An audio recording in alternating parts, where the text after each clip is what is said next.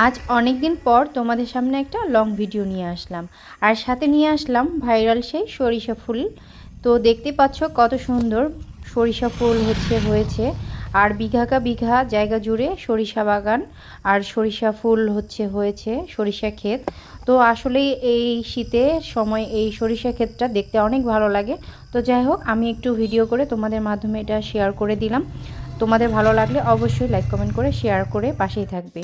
তো hello everyone, আসসালামু আলাইকুম। কাছে দূরে দেশ ও দেশের বাইরে যে যেখান থেকে আজকের ভিডিওটা দেখছো সবাইকে জানাচ্ছি এয়ার কুকিং হাউজের পক্ষ থেকে স্বাগত। তো যাই হোক, অনেক দিন ধরে আমি ভিডিও ছাড়তে পারছিলাম না। তো যাই হোক, এই ভিডিওগুলো অনেক আগের ভিডিও করা, তো আমি এডিটিং করে ভয়েস দিয়ে দিতে পারছিলাম না। তো যাই হোক, আগের ভিডিওগুলো আমি এডিটিং করে ভয়েস দিয়ে এখন দিচ্ছি। তো এই তো এখানে পেঁয়াজ মরিচ ভেজে নিচ্ছি।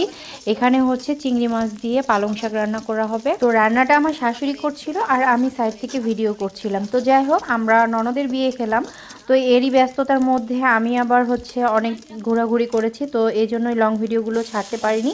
তো যাই হোক, এখানে এখন আমি পেঁয়াজ মরিচগুলো ভেজে নিয়ে এখানে ময় মশলা সব দিয়ে দিল। এখানে কাঁচা জিরা বাটা দিল, রসুন বাটা দিল, লবণ দিল পরিমাণ মতো, আর এই যে গুঁড়া মরিচ দিল, আর হলুদ গুঁড়া দিয়ে দিল।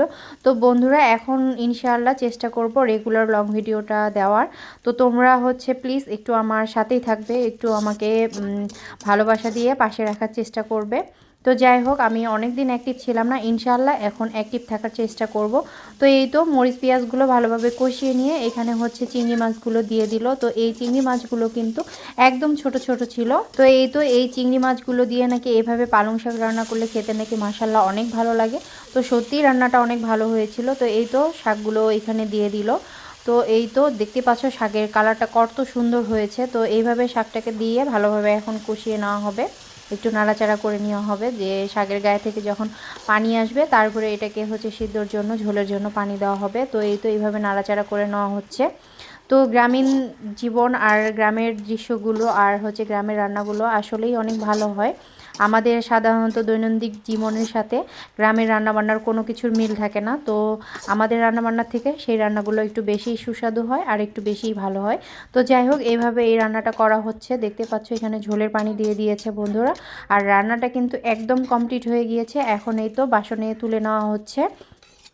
তো এই তো রান্নাটা একদম কমপ্লিট। এইটা আমাদের সকালের ভাতের সাথে, মানে সকালবেলা ভাতের সাথে আমরা এটা খাবো, নাস্তা করব আর কি আজকে এই তরকারিটা দিয়ে। তো যাই হোক, আমি ভিডিও করে নিয়েছি এরই ফাঁকে। তো রান্নাটা একদম কমপ্লিট হয়েছে বন্ধুরা। তোমাদের কাছে কেমন লেগেছে অবশ্যই তোমরা কমেন্টে জানাবে কিন্তু।